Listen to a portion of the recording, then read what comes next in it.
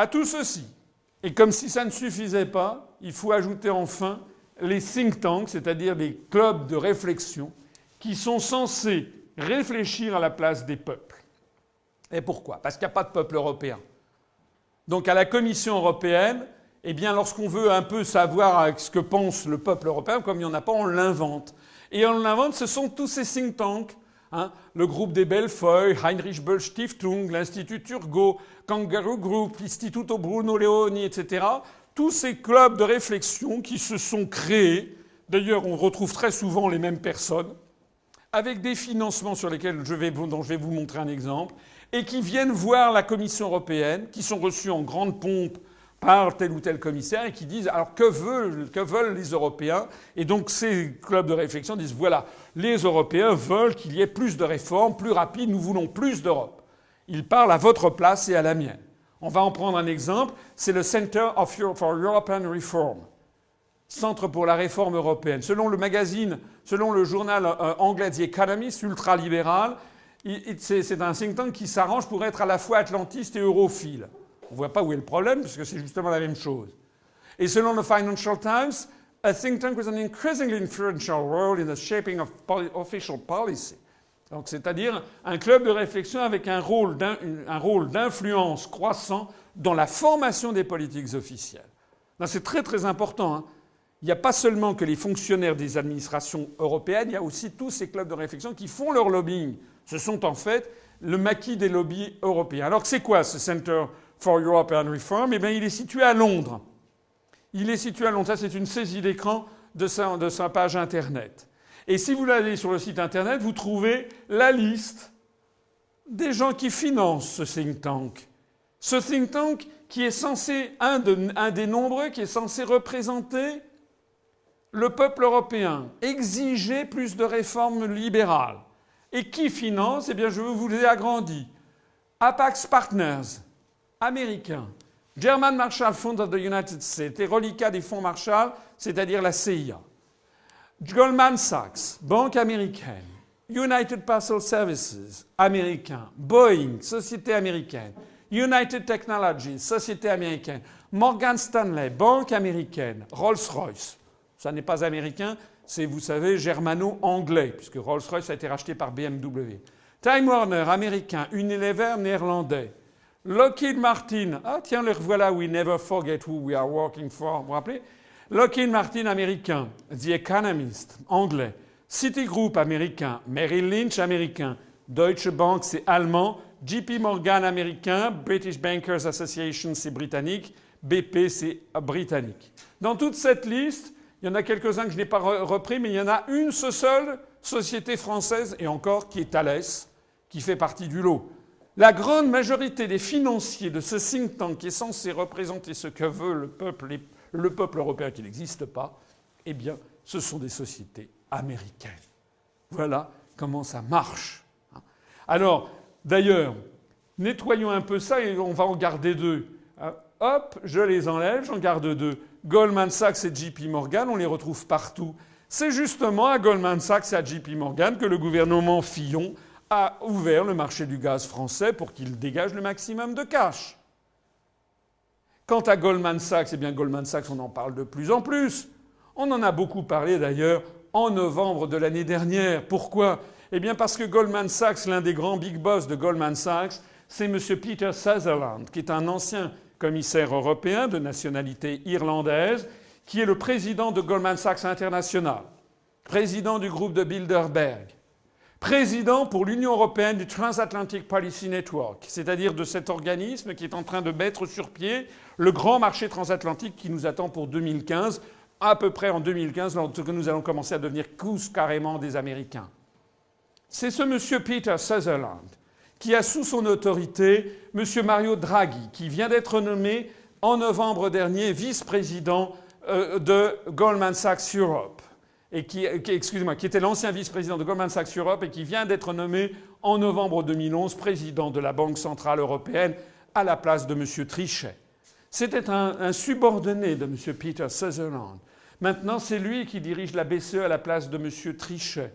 Il a, sur notre vie quotidienne, puisqu'il est la personne qui coordonne les taux d'intérêt sur l'euro, la valeur qui vise la valeur externe de l'euro, il a sur la vie quotidienne de 500 millions de personnes, et notamment de 65 millions de Français, une importance qui est 100 fois supérieure à celle que peut avoir le ministre français des Finances.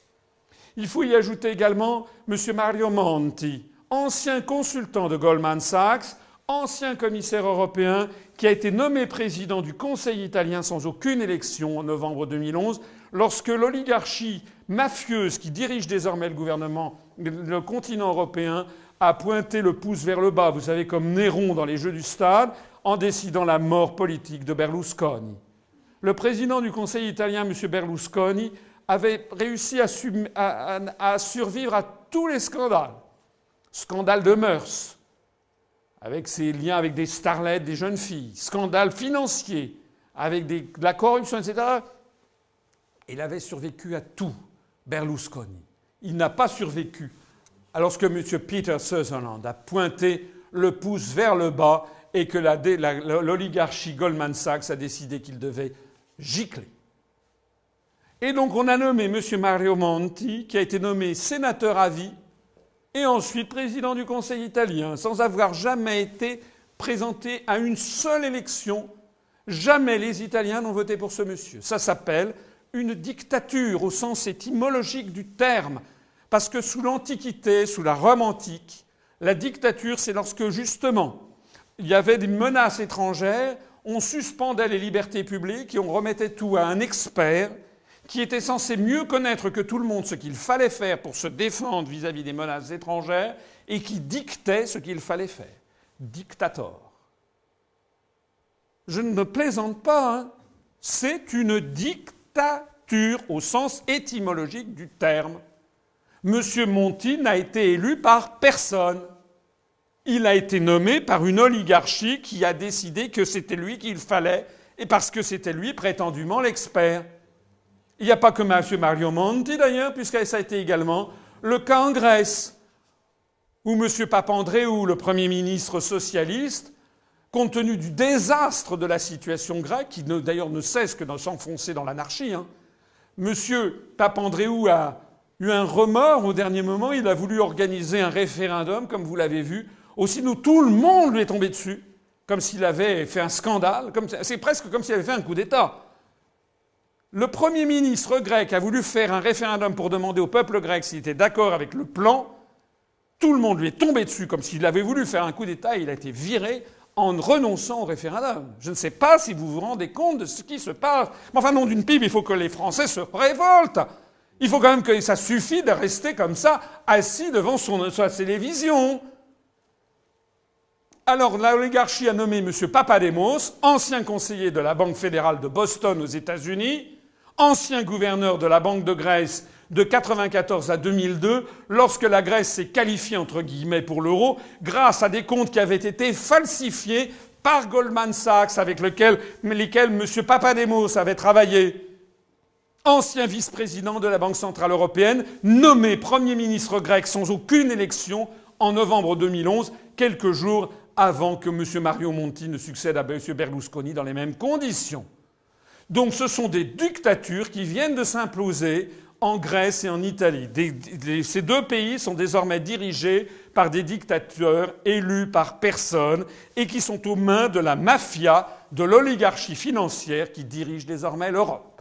Voilà la situation dans laquelle nous sommes. 8e question bête. Quelles sont les conséquences géopolitiques de tout ce que je viens de vous montrer au cours de cette longue conférence qui tire maintenant à sa fin? Eh bien, la construction européenne est au service des intérêts géopolitiques nationaux américains. Ça n'est pas uniquement une construction pour une oligarchie financière, comme certains tendent à le croire. Ça sert bien les intérêts géopolitiques nationaux américains. L'exemple magistral, pourquoi la Turquie doit-elle entrer dans l'Europe et pas la Russie? C'est une question à laquelle vos députés sont incapables de répondre si vous la leur posez. Ils biaiseront, ils diront « mais moi je suis pas pour, mais si, mais ça ». Mais c'est pas la question. Il faut allez demander votre député, quelle que soit sa couleur. « Monsieur le député ou madame le député, j'ai un petit problème. Pourquoi la Russie est un pays d'Europe ?» Bah oui. Ah oui.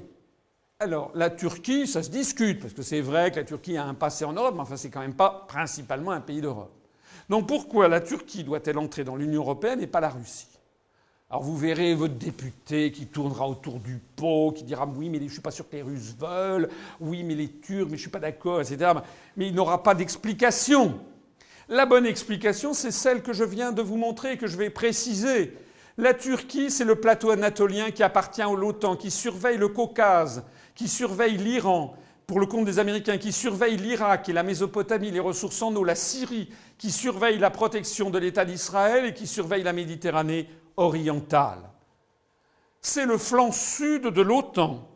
Et les États-Unis veulent faire coïncider le périmètre de l'OTAN avec le périmètre de l'Union européenne, puisque je vous l'ai déjà dit plusieurs fois, l'Union européenne et l'OTAN, c'est la même chose dans l'état d'esprit des Américains. L'Union européenne, c'est la vitrine politique. Le revers de cette médaille, c'est l'OTAN, la vitrine militaire. Voilà.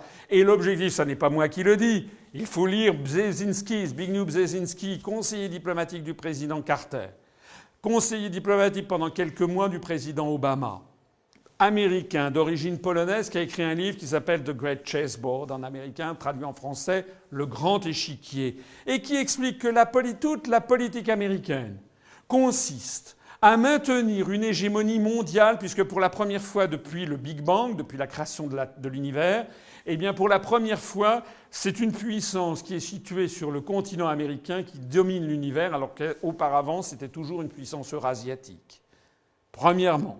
Deuxièmement, pour maintenir ce leadership absolu des États-Unis, il faut donc contrarier la réapparition d'une menace en Eurasie. Ça veut dire avoir sous domination l'ensemble de l'Europe. Ça veut dire refouler dans les steppes, au fin fond des steppes, toute puissance russe. Et donc il s'agit d'encercler la Russie par l'ouest et par le sud. Voilà pourquoi la Turquie va entrer dans l'Union européenne.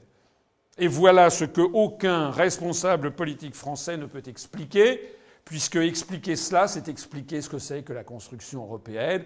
Et s'il le faisait, d'abord je pense que beaucoup ne l'ont pas compris, mais ceux qui le savent que s'il le disait à la population, il serait mort médiatiquement. Alors voici maintenant ce qui faisait la grande puissance de la France, les pays de la francophonie.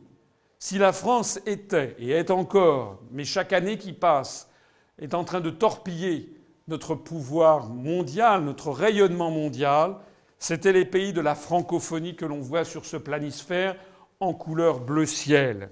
C'est-à-dire, pour l'essentiel, les anciennes colonies françaises, pas tous, parce que par exemple l'Algérie n'a refusé encore d'entrer dans la francophonie, mais globalement, ce sont les pays où l'on parle le français, c'est-à-dire globalement des anciennes colonies françaises, y compris le Canada, parce que c'est le Québec qui va avec.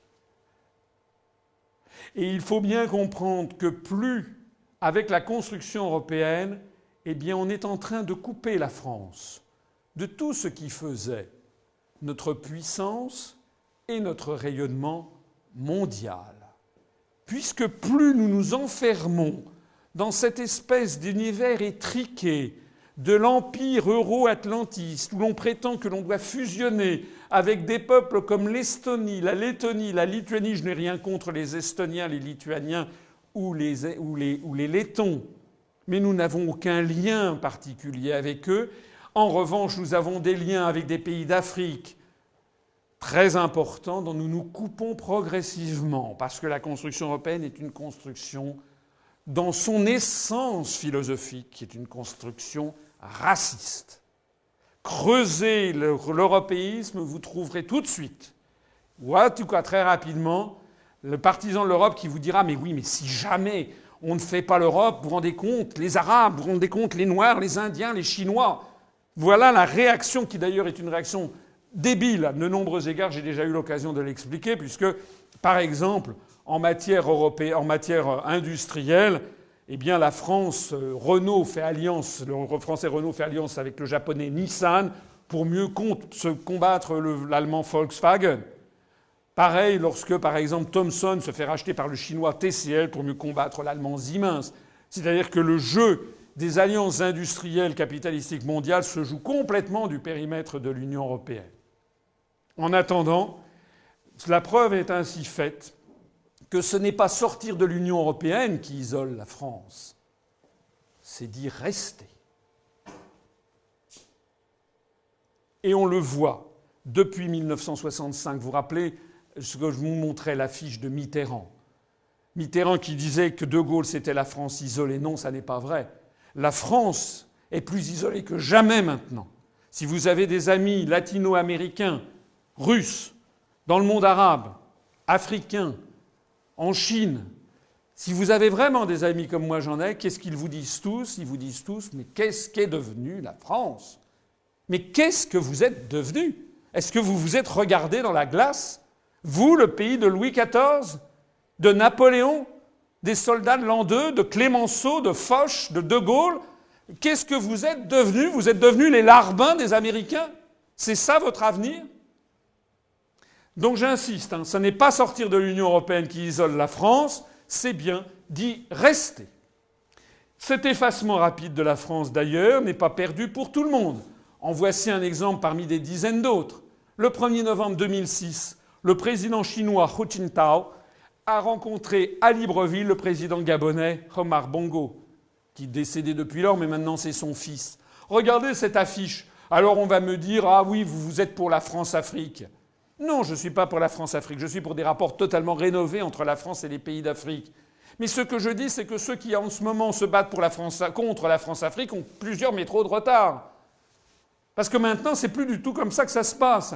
Dans les années 70, on avait Pompidou avec Bongo quand il allait à Libreville. Et puis à la fin des années 70, c'était Giscard avec Bongo. Et puis dans les années 80, c'était Mitterrand avec Bongo. Et puis après, dans les années 90-2000, c'était Chirac avec Bongo. Et maintenant, c'est Hu Jintao avec Bongo. Voilà la situation dans laquelle est en train de nous amener l'Union européenne, la disparition de notre pays de la scène mondiale. En d'autres termes, les autres pays se marrent. Les Américains, nous faisons bon accueil à une Europe vraiment unie. Et les Chinois, la Chine soutient l'intégration de l'Union européenne et apprécie les efforts de l'UE pour jouer un rôle plus grand et plus constructif dans les affaires internationales.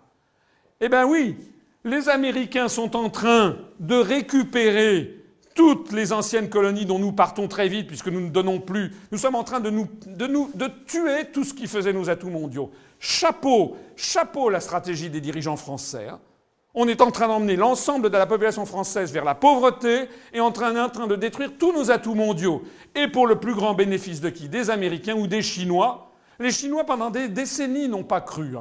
Ils ont dit c'est pas possible.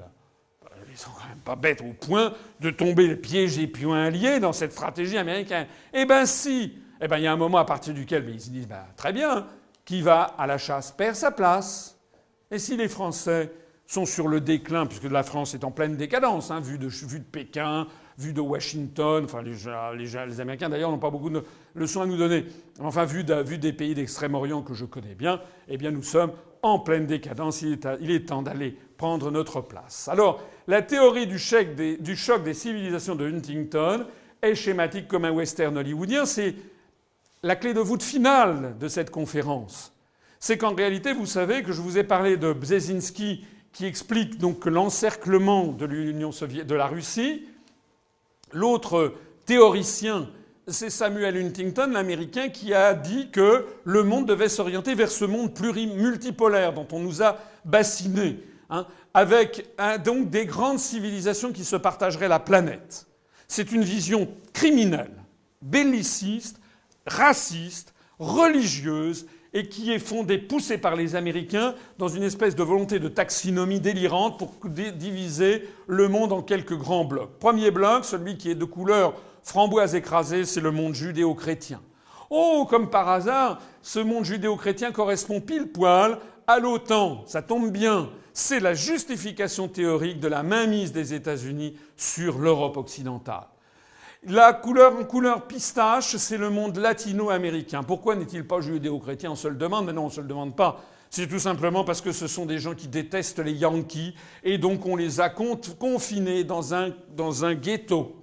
Hein. Ici, le long du Rio Grande, j'ai déjà dit, on tire à vue sur les immigrés clandestins. Et puis après ça, vous avez les très très très méchants qui sont de couleur moutarde, ce sont les musulmans. Alors, dans la pensée américaine, eh bien, on va mettre dans ce monde moutarde, ça va depuis le Sénégal ou la Mauritanie, les pays du Sahel, les Arabes du Maghreb, les Arabes du Mashrek, les Badaouïas d'Arabie Saoudite, tout ça ce sont des Arabes, mais on met dans le même sac les Iraniens qui sont des Ariens, qui sont des Persans, qui ne sont pas des Arabes, on met le monde turcophone, les Turcs ce sont des autres ethnies, ce ne sont pas des Arabes, on y met les Pakistanais qui sont des Ariens, on y met les Bengalis du Bangladesh qui sont encore des différents, les Somalis, on y met le monde malais avec l'Indonésie et la Malaisie, et ça se termine par ces tribus papous de l'Irian Jaya.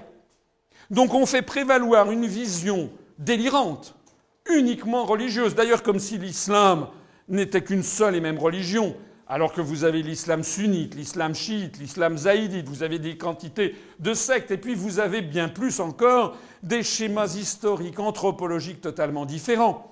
On sait très bien que l'islam de Malaisie ou d'Indonésie n'a rien à voir avec l'islam de l'Afghanistan ou avec celui de la bande du Sahel. Parce que ce sont des peuples différents, des langues différentes. Par exemple, dans tout le sud-continent, il y a le pouvoir de la Shakti, le pouvoir de la femme nourricière, ce qui fait que nous avons le Bangladesh ou le Pakistan, qui sont parmi les principaux pays musulmans du monde, qui ont été parmi les premiers pays du monde à être dirigés par des femmes.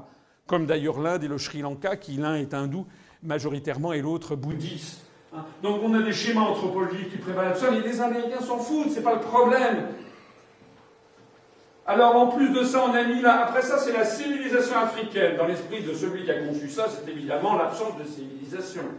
Donc, on a mis dedans n'importe quoi. On a mis le sud ivoirien, qui est catholique et francophone, avec le Nigeria, qui est musulman, anglophone, avec Madagascar, dont les plateaux sont peuplés de gens d'origine malaise, comme vous le savez, avec des pays relativement développés, voire très développés, comme l'Afrique du Sud. On s'en fiche éperdument. Et puis alors on a mis l'Inde, la civilisation indienne, comme si l'Inde n'était pas un pays musulman, alors que c'est le deuxième pays musulman de la planète, le plus peuplé après l'Indonésie. Je rappelle d'ailleurs au passage, comme vous le savez sans doute, mais c'est toujours bon à rappeler, que la majorité des musulmans ne sont pas arabes, hein, que c'est d'abord les pays les plus peuplés, c'est l'Indonésie, puis l'Inde, puis le Pakistan, puis le Bangladesh.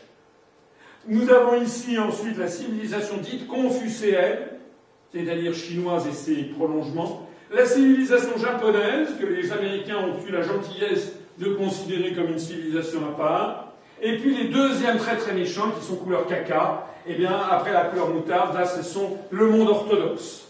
Ouh, ils sont très très méchants aussi, il faut vraiment les repousser au-delà. En tout cas, tout ceci pourrait prêter à plaisanterie si, comme je l'ai dit tout à l'heure, ça n'était pas la pseudo-justification théorique d'une volonté de faire un ensemble euro-atlantiste, guerrier, qui a vocation à vouloir diriger le monde et à imposer des guerres néocoloniales. Alors c'est évidemment extrêmement grave, parce que cette construction européenne, qui tient encore un petit peu dans l'esprit des gens parce qu'on leur a fait croire que l'Europe c'est la paix. Non, l'Europe est en train de nous entraîner vers la guerre. Et on le voit de plus en plus. Je signale que l'Eurocorps, qui est l'embryon d'une armée européenne, comporte 5 membres permanents. Depuis 1992, la France, l'Allemagne, l'Espagne, la Belgique et le Luxembourg. 4 autres pays qui participent à l'état-major, l'Autriche, la Grèce, la Pologne et la Turquie. Ceux qui croient encore que la Turquie n'entrera pas dans l'Union, elle est déjà dans l'Eurocorps. Si vous allez sur le site internet de l'Eurocorps, vous verrez, c'est une saisie d'écran, vous verrez que c'est marqué dessus Eurocorps, a force for the European Union and the Atlantic Alliance. Je suis obligé de parler en américain puisque tout ce qui est européen, en fait, est américain. Ça veut dire une force militaire pour l'Union européenne et l'Alliance atlantique. C'est donc la confirmation de ce que je ne cesse de vous dire depuis le début de cette conférence. L'Union européenne et l'OTAN sont les deux faces de la même monnaie. C'est la raison pour laquelle, d'ailleurs, lorsque Nicolas Sarkozy a fait que la France a réintégré le commandement militaire intégré de l'OTAN, c'est évidemment, je considère ça comme un scandale, mais c'est un scandale qui est tout à fait logique. Et je trouve tout aussi scandaleux ceux qui font semblant de s'en offusquer, comme certains, comme par exemple M. Mélenchon ou M. Dupont-Aignan, qui prétendent rester dans l'Union européenne, et l'un veut sortir de l'OTAN, l'autre du commandement militaire intégré. Mais ça veut dire qu'ils mentent. Il suffit de lire l'article 42 du traité sur l'Union européenne qui subordonne toute la défense de l'Europe à d'abord ce qui a la prééminence, c'est l'OTAN. Donc il y a, encore une fois, le choix est extrêmement clair. Soit on est dans l'Union européenne et donc dans l'OTAN, il faut participer à l'OTAN, tout. Soit on sort de l'Union européenne et de l'OTAN. Mais on ne peut pas avoir un croisé entre les deux. On ne peut pas être dans l'Union européenne sans être dans l'OTAN. Certes, on va me dire oui, il y a la Suède ou l'Autriche, mais ce sont des pays neutres. Ce ne sont pas des pays qui entretiennent une armée comme l'armée française. Donc il y a une logique profonde aux décisions stratégiques. C'est donc un des grands tabous de notre société. L'Europe, c'est la guerre, et c'est d'ailleurs ce à quoi l'on assiste. Nous sommes désormais présents, par exemple, dans le cadre de l'ISAF, nous sommes présents, encore, nous sommes présents en Afghanistan. Nous participons toutes les semaines à des crimes de guerre qui sont qualifiés de bavures dans les médias. En disparaissant progressivement dans l'Union européenne, OTAN, dans ce que les médias appellent la communauté internationale. Vous savez que c'est un mot codé, communauté internationale. Si vous lisez les journaux, vous découvrez un jour que la communauté internationale proteste contre les déclarations du président Chavez du Venezuela. Ah, donc, ça veut dire que le Venezuela n'est pas dans la communauté internationale. Le lendemain, vous apprenez que la communauté internationale s'émeut des conditions de l'élection présidentielle en Russie. Ah, donc la Russie n'est pas dans la communauté internationale. Après ça, la communauté internationale est inquiète de la situation des droits de l'homme en Chine. Ah, donc la Chine n'est pas non plus dans la communauté internationale. La communauté internationale est préoccupée par la situation en Iran, en Syrie, etc. Donc de proche en proche, vous apercevez que mais qui est dans la communauté internationale? La communauté internationale, c'est un mot codé, une expression codée dans la langue de bois des médias sous domination actuelle. Ça veut dire les États-Unis et l'Union européenne plus le Canada.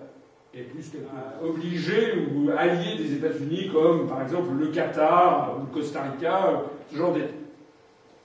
En tout cas, plus nous disparaissons dans l'Union européenne et l'OTAN, plus la France apparaît aux yeux du reste du monde comme indigne de son histoire et se rend de plus en plus méprisable et odieuse aux trois quarts de l'humanité. Alors nous arrivons à la fin de cette très longue conférence en posant la dernière question bête. À quoi sert votre bulletin de vote? Eh bien, votre bulletin de vote ne sert pas exactement à rien. Il sert à vous faire croire que vous êtes encore en démocratie. Il sert à vous enfumer. Parce que si on vous avait retiré le droit de vote, vous ne seriez pas content.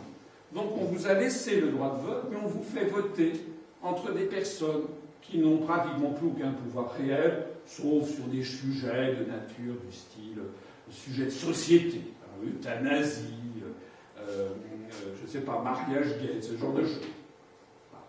Mais à part ça, sur tous les sujets stratégiques, ils n'ont plus rien à voir. Que ce soit en matière économique, financière, industrielle, diplomatique, militaire, culturelle, rien. Alors, comment ça s'est passé? Je me permets de vous rappeler rapidement quand même quels sont les pouvoirs qui nous ont été volés. L'Union européenne possède une compétence dite exclusive. Ça veut dire que les États n'ont plus leur mot à dire. Quand on dit les États, ça veut dire les électeurs. Sur quel sujet? Premièrement, sur l'union douanière et la politique commerciale commune, ça veut dire notamment les délocalisations.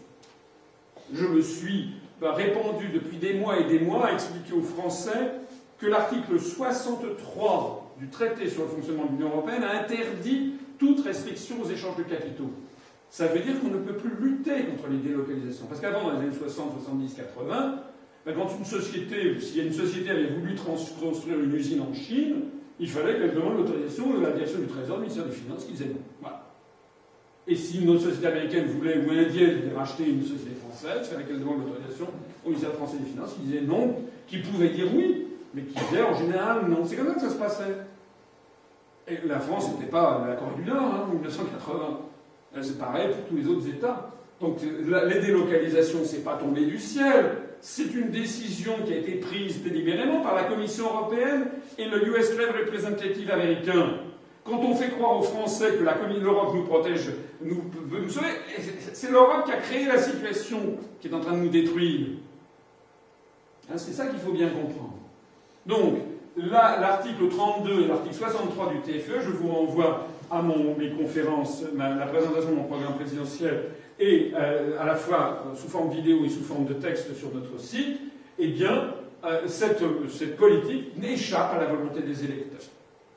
Deuxièmement, l'établissement des règles de concurrence nécessaires au fonctionnement du marché intérieur. En particulier, le démantèlement des services publics, la privatisation rampante d'EDF, de GDF, de la Poste, etc. Tout ça est décidé par l'Union européenne, c'est une compétence exclusive. Donc ça veut dire que quoi que vous puissiez voter, sauf si, comme moi je vous le propose, nous décidons de sortir de l'Union européenne, de cette prison des peuples, mais si nous décidons d'y rester, ce qu'ont proposé d'ailleurs les 10 candidats à l'élection présidentielle de 2012, eh bien si nous décidons d'y rester, eh bien il faut s'attendre à la poursuite du démantèlement de nos services publics. Troisièmement, la politique monétaire pour les États dont la monnaie est l'euro. Donc ça veut dire les taux d'intérêt, toutes les grandes orientations de politique économique, le niveau de vie, la croissance, l'emploi, le chômage, toutes ces questions qui sont au cœur évidemment des problèmes des Français, tout ceci ne dépend plus de votre vote. Voilà. Et enfin, le dernier point, qui est un peu accessoire quand on parle dans le Jura, qui ne l'est pas du tout quand on parle, comme je l'ai fait, à Lorient ou à Quimper, c'est la conservation des ressources biologiques de la mer dans le cadre de la politique commune de la pêche, donc notamment le revenu des pêcheurs. J'ai déjà expliqué, j'ai un peu de son breton dans les peines, eh bien, je peux vous assurer que dans les années 60, je connais bien la presqu'île de Crozon, il y avait des ports de pêche à Morgat, à Camaret, et puis un peu en dehors de la presqu'île de Crozon, à Douarnenez. Eh bien, à Morgat, il n'y a plus de port de pêche. À Camaret, il n'y a plus de port de pêche. À Douarnenez, il n'y aura bientôt plus de port de pêche. Il faut aller à Pinmar, maintenant, pour trouver un port de pêche. Et donc, tous ces anciens ports de pêche se sont transformés en stations balnéaires espagnoles, avec des bistrots, et on vend, vous savez, des gouaches ou des pastels où on représente des navires échoués sur une plage. Le deuxième volet, ce sont les sujets sur lesquels l'Union européenne possède une compétence dite partagée, un nouvel euphémisme qui signifie en réalité que les États, c'est-à-dire les électeurs, là n'ont plus leur mot à dire, sauf sur des sujets accessoires et sauf si l'Union européenne le leur demande, ce qu'elle fait très rarement. C'est le marché intérieur, la politique sociale sous de très nombreux aspects, la cohésion économique, sociale et territoriale, l'agriculture, l'environnement, la protection des consommateurs, les transports, les réseaux transeuropéens, l'énergie, les questions de liberté publique, les questions de sécurité, la justice, l'immigration et les enjeux communs de sécurité en matière de santé publique. Ça veut donc dire, en gros, à peu près tout. À peu près tout, ça veut dire que ce soit la politique vis-à-vis de l'immigration, sujet sur lequel on adore faire se battre les Français. Madame Le Pen, Monsieur Le Pen, la SARL Le Pen, la SARL Le Pen & Co, Monsieur Le Pen, Madame Le Pen, le gendre Le Pen, la petite fille Le Pen, font leur beurre depuis, sans mauvais jeu de mots, font leur beurre depuis maintenant 29 ans sur la question de l'immigration. Personne ne dit que depuis le traité d'Amsterdam, les questions d'immigration ont été transférées en matière stratégique à l'Union européenne. On l'a vu d'ailleurs lorsque le gouvernement de M. Fillon a voulu procéder à des expulsions massives de Roms. Je ne prends pas parti ni pour ni contre, je parle simplement en termes juridiques. Eh bien, aussitôt Mme Viviane Reding, commissaire européenne luxembourgeoise, a menacé la France de la déférer devant la Cour de justice de l'Union européenne parce que les expulsions d'étrangers sont décidées désormais au niveau européen. Pareil en matière de carte bleue. Vous savez que la politique de l'Union européenne en matière d'immigration, c'est désormais d'aller faire son marché aux esclaves, c'est-à-dire d'aller dans les pays du Sud et de choisir les gens diplômés. C'est immonde. Pourquoi ça ? Parce qu'on s'est aperçu que quelqu'un qui a une licence en maths, par exemple, c'est quelqu'un qui a, mettons, 22, 23 ans, et qui a son bac et qui a une licence universitaire. En gros, ça coûte à peu près 200 000 € à fabriquer. C'est comme ça, les gens qui nous dirigent raisonnent comme ça. Parce qu'il faut avoir un service de maternité, il faut qu'il y ait une maman qui ait un bébé, il faut assurer donc l'accouchement, il faut assurer le bien-être de la maman, ensuite il faut nourrir le bébé, le loger, l'habiller, puis après il faut qu'il aille à l'école, il faut avoir un service d'éducation, il faut le soigner, puis il faut le faire grandir jusqu'à 20 ans, puis il faut qu'il aille à l'école, puis au collège, puis au lycée, puis à l'université. En gros, allez, 200 000 euros. Bah, si on va chercher un Sénégalais qui a une licence en maths, eh ben, ça fait 200 000 euros de gagné. C'est exactement le schéma des Américains avec la green card, hein, et c'est le schéma maintenant des Français, enfin des Européens, avec la blue card, qui va décider, qui va chercher des personnes compétentes dans les pays du Sud. Ce qui est une honte, puisqu'il s'agit vraiment d'aller faire son marché aux esclaves, et c'est évidemment empêcher les pays du Sud d'essayer de se développer. Parce que si on leur pique systématiquement toutes les élites qu'ils produisent, évidemment, ils ne se développeront jamais. On pourra maintenir d'ailleurs avec ces États des relations de domination. Alors, ça, c'est sur l'immigration. La façon dont j'en parle, qui est la vraie façon dont on devrait en parler, évidemment, personne n'en parle. À l'extrême droite, on préfère faire mousser la viande halal. Les OGM, c'est pareil. Les organismes génétiquement modifiés, 85% des Français sont contre. Mais ça nous est imposé par l'Union européenne. Et d'ailleurs, si nous refusons, nous avons été d'ailleurs déjà déférés devant la Cour de justice avec une pénalité de 160 000 euros par jour de retard dans la transposition des directives européennes sur la question. Hein, c'est-à-dire, si on attend 100 jours, 160 000 par 100, ça fait 160 000, 1,6 million, ça fait 16 millions d'euros, parce qu'on a attendu 3 mois avant de transposer les directives européennes. Les vaccinations massives, la privatisation de l'FGDF, la précarisation de l'emploi, les fusions-acquisitions, la préservation de l'environnement, les mandats d'arrêt. Vous savez qu'il y a le mandat d'arrêt européen qui est en train de ruiner nos libertés publiques dans un aspect fondamental, les fonds structurels régionaux. Bref, tout ceci, je ne dis pas est décidé exclusivement par Bruxelles, ça serait excessif, mais très largement décidé par Bruxelles, en tout cas pour tous les sujets stratégiques. Les élus nationaux français, dans le meilleur des cas, n'ont plus qu'une faible marge de manœuvre. Le troisième volet, eh bien, c'est là où l'Union européenne possède une compétence dite de coordination. Alors là, pour le coup, les États, donc les électeurs, conservent une marge de manœuvre.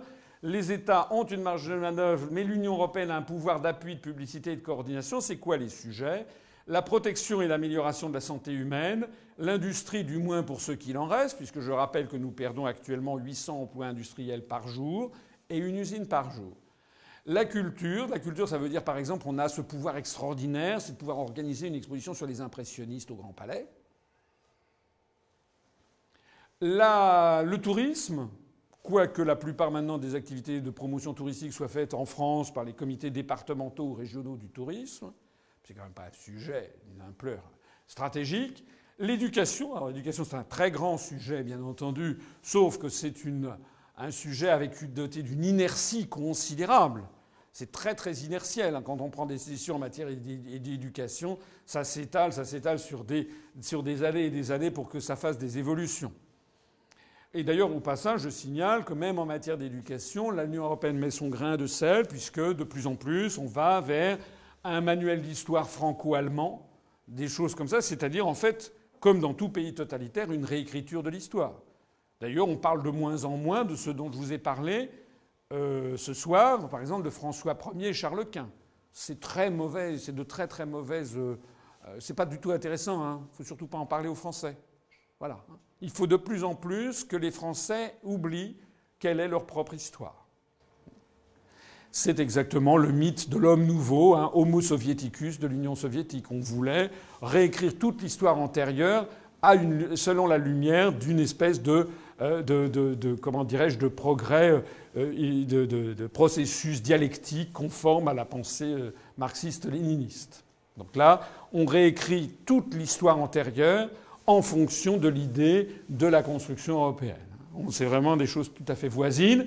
La formation professionnelle, la jeunesse, le sport, la protection civile et la coopération administrative. Tout ça, ce sont des sujets qui ne sont pas sans intérêt, bien entendu. Ce sont des sujets qui ont de l'intérêt, mais vous voyez bien que ce sont des sujets soit très très inertiels, comme l'éducation, soit des sujets relativement de second ordre ou de troisième ordre par rapport à tout ce dont on vient de parler, qui concerne le chômage, le taux de croissance, le taux d'intérêt, la politique en matière, de services publics, etc., etc. Le quatrième et dernier volet, c'est la politique européenne de sécurité et de défense. Donc le traité de Lisbonne nous contraint de plus en plus à essayer d'avoir la même politique étrangère. Tout à l'heure, je vous ai présenté l'armée mexicaine pour vous montrer à quel point c'était une gageure. Et néanmoins, de plus en plus, on est pieds et poings liés, comme on l'était d'ailleurs sous la 4ème République, aux directives venues de Washington. Donc nous ne pouvons pas, aucun ministre français ne va à Cuba, parce que les Américains ne veulent pas qu'un ministre français aille à Cuba. Aucun ministre français ne va au Venezuela, parce que ça déplairait aux Américains. Tous les Français s'indignent de la situation en Iran parce que les Américains en ont décidé ainsi. Je signale quand même que je ne suis pas là pour défendre la situation en Iran, mais enfin, il se trouve qu'on reproche à l'Iran de vouloir créer une bombe atomique, ce qui d'ailleurs, d'après les 17 agences de renseignement américaines, il paraît-il qu'elles ont confirmé que ça n'était pas le cas. Moi, je dis ce que j'ai vu dans l'Express. Mais en tout cas, ce que j'observe, c'est que l'Iran est entouré de puissances qui ont la bombe atomique. Que ce soit Israël, la Russie, le Pakistan ou bien les États-Unis ou la Chine, les États-Unis présents par des sous-marins à proximité, tout le monde reproche à ce pays de vouloir avoir une bombe atomique alors que c'est justement ceux qui en possèdent. En tout cas, nous ne pouvons plus avoir de pensées divergentes. Vous avez vu que les Américains ont décidé d'un seul coup de refaire copain-copain avec la Birmanie. Donc d'un seul coup, tout le monde, tous les Européens, très gentiment, retournent en Birmanie, alors que, moi c'était un sujet que je connaissais bien, on n'avait pas le droit d'aller en Birmanie parce que les Américains avaient décidé qu'on n'avait pas le droit. Enfin, etc., etc. Nous sommes devenus complètement dominés par les États-Unis d'Amérique. Alors, la conclusion de tout ceci, c'est quoi ? Eh bien, c'est que l'essentiel de nos lois et de nos règlements, alors il y a des gens qui disent 80%, il y a des gens qui disent mais non, etc. Ça dépend de ce qu'on appelle une loi. Il y a des lois qui sont de très très peu d'intérêt. Par exemple, la délimitation des eaux du Maroni entre la France et le Suriname, ça fait partie d'une loi. Bon, c'est pas d'un intérêt. Si on déplace la frontière de 5 mètres ou de 15 mètres, c'est pas très important. Donc ça dépend de ce qu'on appelle une loi. Mais tout ce qui est stratégique, tout ce qui est stratégique, désormais, ce sont des simples transpositions des directives européennes.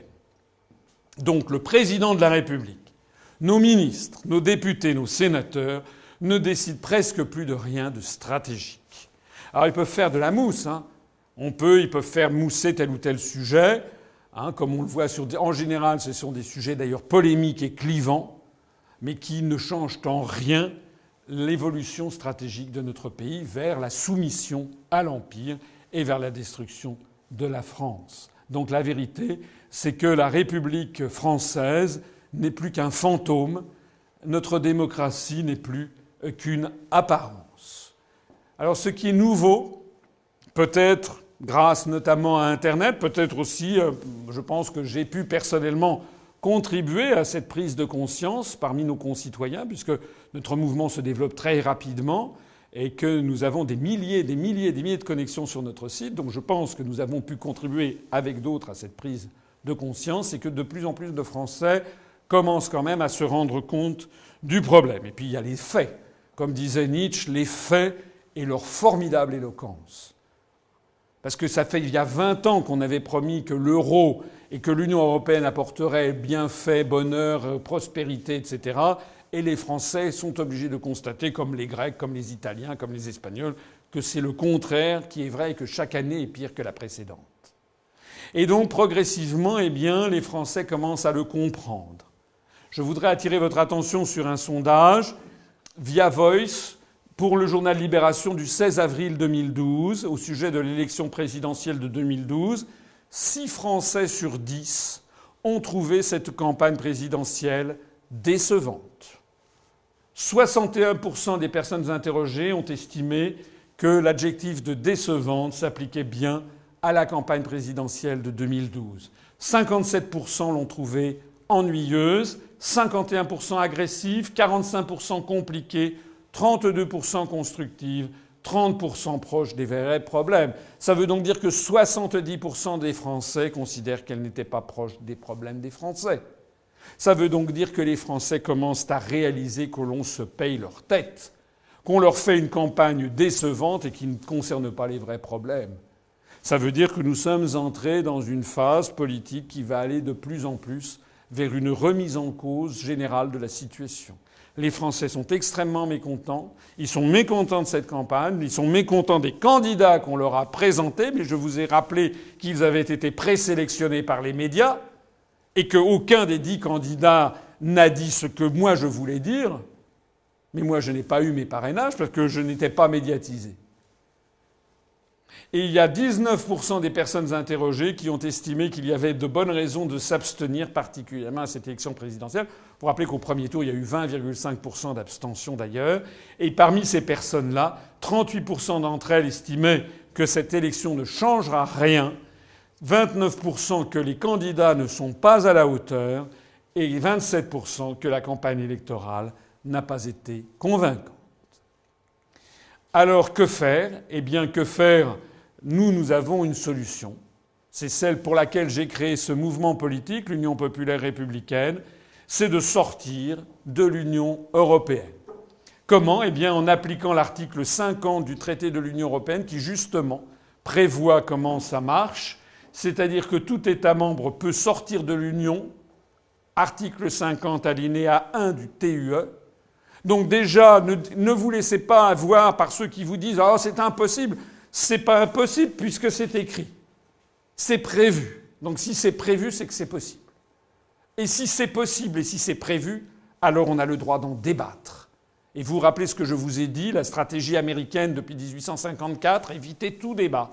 Nous sommes là d'abord et avant tout pour poser les termes du débat et pour imposer qu'en France, on ait le droit de débattre de ce choix stratégique qui a été fait en 1950, excusez du peu.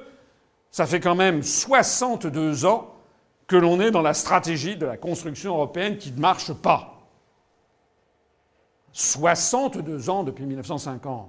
Il y a un proverbe chinois que j'aime bien qui dit « Avoir toujours la même stratégie, c'est ne pas avoir de stratégie ». L'alinéa 2 de l'article 50 précise que l'Union doit négocier et conclure avec cet État un accord fixant les modalités de son retrait. Donc on fait ça calmement, il n'y a pas de crise d'hystérie et de crise de nerfs, on décide d'en sortir et on négocie avec les 26 autres partenaires, sujet par sujet, ce que l'on va faire. D'ailleurs, on peut très bien conserver des réglementations. Vous savez, la règle de succession des États, c'est que tant qu'une réglementation n'a pas été modifiée, elle se maintient. Si on sort de l'Union européenne, il y aura le jour d'après, le soleil va se lever, la boulangère va vous vendre votre baguette. C'est pas l'apocalypse. Hein ? D'ailleurs, on pourra maintenir, on va pas recréer on va pas hérisser la France de frontières. Les gens qui vous disent ah vous voulez rétablir des frontières, vous vous rendez compte ? Je réponds mais les frontières elles existent. Elles n'ont été supprimées qu'avec la Belgique, l'Allemagne, le Luxembourg, l'Italie et l'Espagne. Mais pour tout le reste des pays du monde, il y a des frontières. Quand vous prenez un avion pour aller à New York, à Djerba, à Londres, qui ne fait pas partie de l'espace Schengen, ou à Tokyo ou n'importe où, vous présentez votre passeport à Roissy, ou vous présentez votre passeport quand vous prenez le bateau pour aller à Alger. Donc, et d'ailleurs, c'est le cas général de tous les pays du monde. Donc il n'y a pas de besoin de pousser des cris d'orfraie en disant vous voulez rétablir les frontières. Elles sont maintenues partout, sauf dans le cas des pays frontaliers de l'espace Schengen. Je prends cet exemple pour montrer à quel point on a mis dans la tête des Français des espèces de réflexes pavloviens qui les empêchent de penser. Et puis l'article 50 alinéa 3, les traités cessent d'être applicables à l'État concerné à partir de la date d'entrée en vigueur de l'accord de retrait, ou à défaut 2 ans après la notification. Ça veut donc dire que si au bout de 2 ans on n'a toujours pas trouvé d'accord, on en sort de plein droit. Voilà. L'Union populaire républicaine. L'union du peuple pour établir la démocratie, j'insiste sur notre slogan. Si nous voulons sortir de l'Union européenne, j'espère vous l'avoir prouvé au cours de cette longue conférence, ce n'est pas par nostalgie, ce n'est pas par xénophobie ou racisme, c'est tout le contraire. C'est tout le contraire parce que justement c'est la construction européenne qui est xénophobe et raciste dans l'âme. Ce n'est pas par nostalgie d'un monde perdu, au contraire nous sommes en plein dans le XXIe siècle et dans le 3e millénaire. Nous estimons que la France n'a pas à faire le distinguo des torchons et des serviettes entre le Maroc et la Slovaquie, ou entre l'Argentine et Chypre. Ça n'a pas de sens. Nous sommes dans un univers ouvert dans le monde entier. Et la France, le monde est vaste. Et la France a un grand rôle à y jouer, pour paraphraser ce que disait Charles de Gaulle en 1964 à Alain Peyrefitte. Nous sommes les seuls, je dis bien les seuls, à aller regarder les professions de foi au présidentiel de Madame Le Pen, de Monsieur Dupont-Aignan, de Monsieur Mélenchon, allez les regarder à la loupe pour voir ce qu'ils ont dit et ce qu'ils n'ont pas dit délibérément. Vous constaterez que nous sommes bien les seuls de toute la scène politique française d'abord à proposer aux Français l'analyse que je viens de développer, puisque c'est le silence total dans tous les autres mouvements politiques sur les origines, les tenants et les aboutissants de la construction européenne. Alors comment peut-on proposer aux Français d'être guéris d'une maladie dont on ne fait pas le bon diagnostic ? Nous sommes les seuls à faire le diagnostic sur ce que c'est qu'en profondeur la construction européenne. Et deuxièmement, nous apportons le bon remède. Et nous sommes également les seuls à apporter le bon remède, qui est la sortie unilatérale de l'Union européenne et de l'euro de façon parfaitement sereine et juridique par l'article 50 du traité de l'Union européenne. Il n'y a aucune raison pour laquelle les autres pays pourraient s'offusquer du fait que nous mettions en œuvre une clause sur laquelle tout le monde est tombé d'accord, puisque tout le monde a ratifié ce traité. Les 7 remèdes prioritaires que nous avons proposés, notamment que j'ai proposés lors du programme présidentiel, qui dure très longtemps, je vous y renvoie. Les 7 remèdes prioritaires constituent à eux seuls le changement politique le plus puissant qui ait été présenté aux Français depuis 1958. D'abord, la sortie de l'euro le plus rapidement possible. Je rappelle que Joseph Stiglitz, prix Nobel d'économie américain, a dit au mois de mars, enfin, je crois que c'était le 30 mars 2012, les pays de l'euro qui sortiront, les premiers de l'euro seront ceux qui s'en sortiront le mieux. Pas moi qui le dis, c'est un Américain, prix Nobel d'économie. Deuxièmement, la réattribution à la Banque de France de son rôle de financement de l'État et des collectivités locales. Ça veut donc dire la suppression de l'article 123 du traité sur le fonctionnement de l'Union européenne. Troisièmement, la réappropriation par la France de son droit inaliénable à défendre elle-même ses propres intérêts à l'Organisation mondiale du commerce. C'est là que se négocient les droits de douane, les quotas, tout ce qui touche au commerce international. Quatrième point, le rétablissement effectif du contrôle des flux de capitaux, de marchandises et de services, sans quoi il n'y a pas de lutte contre les délocalisations possibles, ni d'ailleurs on ne pourra pas préserver le niveau de vie des Français si on maintient les Français en concurrence frontale avec 1,3 milliard de Chinois, 1 milliard d'Indiens, etc. Parce que si on les maintient dans cet état, nous allons avoir de plus en plus ce à quoi nous assistons déjà depuis plusieurs années, c'est-à-dire une toute petite couche de la population française qui va devenir de plus en plus riche, et puis un appauvrissement général des classes moyennes et un effondrement vers la pauvreté absolue de 10 à 20% de la population. Ça a commencé, ça va continuer. Le 5e point, c'est le rétablissement d'une politique étrangère indépendante, accompagnée d'une sortie de l'OTAN et du retrait de nos troupes engagées dans des guerres néocoloniales, parce que l'Europe, c'est la guerre, et que moi, je suis, comme la plupart, j'espère, d'entre vous, je suis un homme de paix. J'ai des enfants, je ne souhaite pas qu'ils voient les horreurs de la guerre. Donc que l'on ne vienne surtout pas nous dire que l'Europe, c'est la paix. Le 6e point, la sortie au plus vite de l'Union européenne, parce que toutes les mesures précédentes sont contraires aux traités européens. C'est l'article 50 du traité sur l'Union européenne qui a prévu cette sortie. Et enfin, le 7e point, c'est l'adoption d'un programme inspiré de celui du Conseil national de la résistance de 1944, mais adapté aux contraintes de la France du XXIe siècle. Alors je vous y renvoie. Je vous renvoie à la longue présentation que j'avais faite de ce programme. J'insisterai simplement sur le fait que j'avais prévu, et je prévois toujours, et l'UPR avec moi, la dépolitisation et la professionnalisation du Conseil constitutionnel et du Conseil supérieur de l'audiovisuel, l'éviction des grandes féodalités économiques et financières, comme on disait déjà du temps du CNR, c'est-à-dire la démocratisation des grands médias, la renationalisation de TF1, la renationalisation des autoroutes, la renationalisation des réseaux d'adduction d'eau, le maintien dans le service public et l'inscription dans la Constitution française que EDF, GDF, Télédiffusion de France et La Poste doivent être des sociétés publiques et doivent le rester, et puis également la renationalisation de toute banque bénéficiant d'aides publiques. Je vous renvoie pour la suite à l'ensemble du programme qui comportait beaucoup d'autres éléments très importants, notamment en matière éducative, culturelle, diplomatique et militaire. Je termine maintenant cette conférence, comme je le fais toujours, avec un petit clin d'œil sur la phaléristique, c'est-à-dire je suis un amateur de cette discipline qui consiste à collectionner les médailles.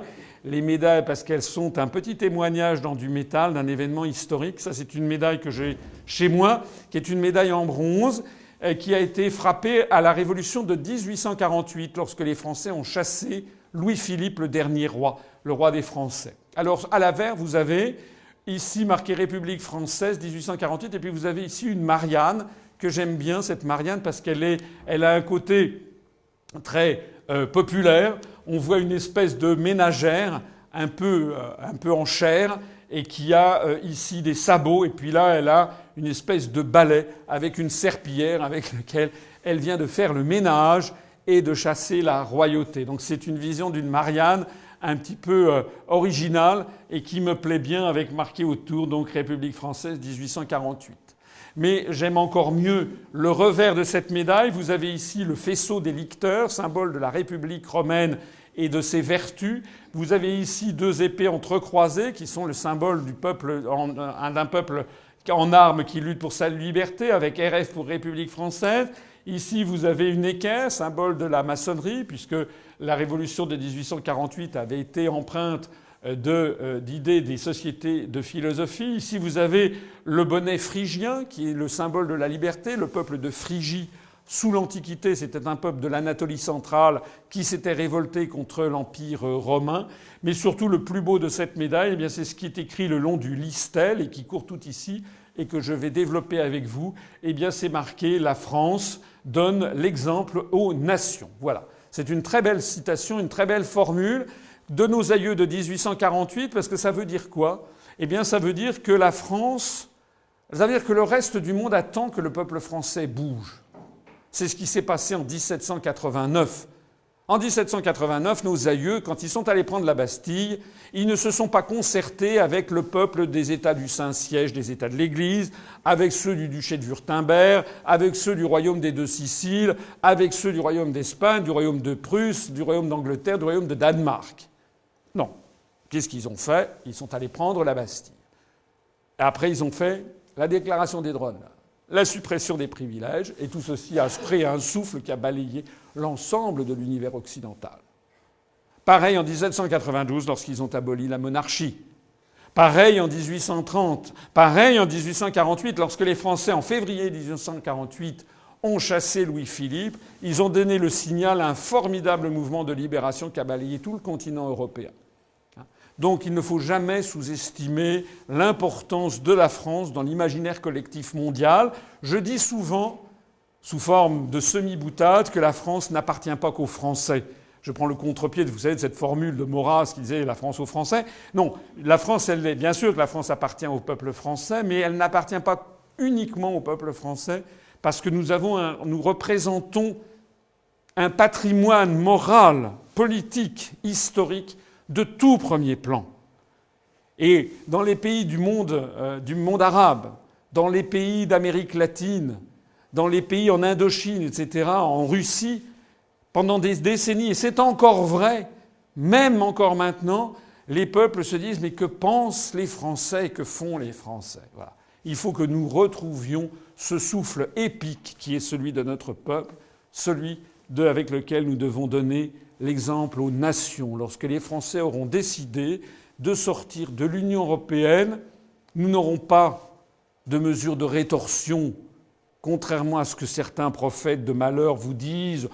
On va avoir des mesures de rétorsion. Ça, c'est le manifeste de Brunswick en 1792, lorsque l'Europe voulait mater la Révolution. Mais non, c'est pas comme ça que les choses se passeront. Lorsque les Français auront décidé de sortir de l'Union européenne, la conséquence, ce sera que tous les peuples d'Europe nous imiteront. Nous aurons donné une nouvelle fois l'exemple aux nations. Je vous remercie de votre attention.